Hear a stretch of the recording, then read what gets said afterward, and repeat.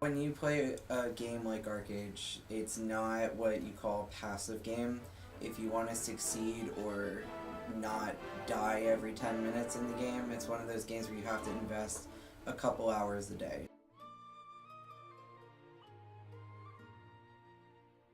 My main game right now is ArcAge. ArcAge is a high fantasy MMORPG. It's a sandbox game where you can play with people from all over the world, and it's basically a free control game where you can do whatever you want in the game. There's thousands of options of what you can do when you log in. What? They give endless arrow from level 1 now. Sucker, I'm never taking damage. Well, my character is rather new because it's a fresh start server, but she is an Eastern character, so she's on the East continent. She's an archer, so she's a leather-wearing character, more about agility. Woo, I can shoot 2 kinds of arrows now. I play as female characters usually because they're more fluid when they play. Their animations are better, the costume choices are a lot better. They're just more enjoyable to play. My favorite part about ArcAge is the fact that it is a sandbox game.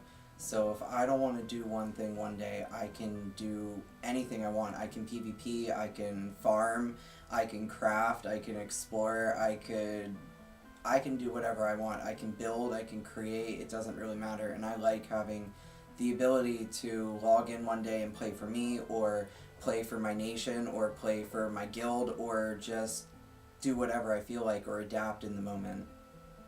Well, I think people hear gamer and they associate it with those people who are the hardcore gamers who play, non-stop, every day, stream, go to conventions and whatnot, but there are all kinds of gamers. I am one of those gamers who just plays one game. I don't play, Xbox or PS. I play just computer games, and I play one game, and I don't always play it, so there's different degrees to which a gamer can exist, and I think people automatically go to the extreme of what that can be. But I know people who play for maybe 15 minutes a week, but they're considered gamers. But it's not what necessarily society might consider a gamer. So I think it's definitely important to, just like all other facets of life, there are different degrees to which something can exist. It's a spectrum. I mean, my fresh start character. This is basically, I'm making this your fresh start character. Best thing about this mount is you can wipe out a whole entire raid with it now. It's a permanent flying mount, it's not a gliding mount. You can stay in the air and increase your height at any time. All my BR friends teach me is bad things. They're like, you say this when you want to make a new friend.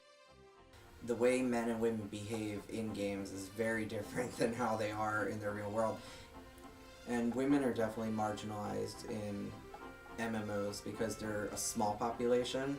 They become valuable commodities really in games. People look at them more as something to collect than another player. They treat them differently, like they're not capable of doing things on their own.